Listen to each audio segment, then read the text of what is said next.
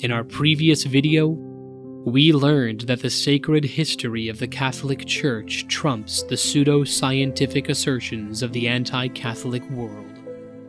As we finish, we have Father Fenton in the 20th century, reminding us that man can misinterpret discoveries made in the natural sciences, mentioning specifically geology.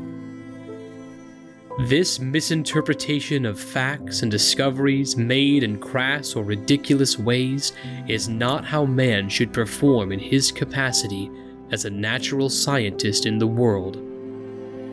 Advice from the saintly, liturgical, and intellectual giant of the 19th century, Dom Guéranger, would prevent many thousands and thousands of blunders in interpretation, if only it were heeded. Dom Guéranger writes, "History must therefore be Christian, if it wants to be true, for Christianity is the complete truth. Every historical framework that sets aside the supernatural order in its exposition and appreciation of the facts is a false framework. It has not been sufficiently noted that the Christian religion created the true science of history by giving it the Bible for its base. No one can deny this today. The Bible is not a textbook on the natural sciences, a point about which progressive evolutionists are always quick to remind those Catholics following traditional doctrine.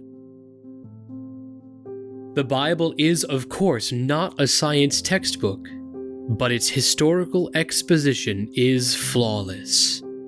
It is completely erroneous to state that Catholics who claim, in union with the fathers and doctors of the Church, that the account in the first chapters of Genesis aligns with reality are attempting a scientific explanation, claiming that these chapters of God's Word are inundated with a multitude of natural scientific facts.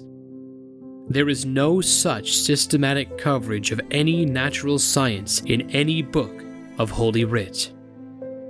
However, Catholics adhering to the traditional Church teachings on these books know that the Fathers, Doctors, and Catholic catechisms of Holy Mother Church, even into the 20th century, adhere to the Church's perennial interpretation of Genesis, because it is real history, in fact, sacred history. The supposed progress of man's interpretation in the fields of geology and astronomy as they toss and turn, ever in new directions of supposed reality, is the reason Pope St. Pius X in his encyclical Pascendi wrote the following about Catholics and non-Catholics alike who scoff at the Church's traditional interpretation of Genesis and the Pentateuch. Blind they are, and leaders of the blind, puffed up with the proud name of science.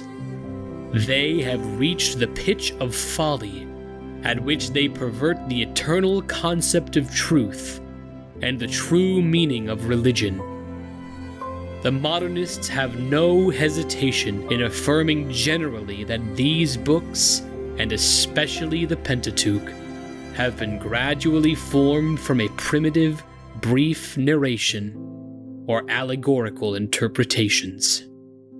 This is a good reminder for those who see in modernism only liturgical novelty and moral degradation. For at the heart of modernism, and among the chief of their doctrines, is that of evolution.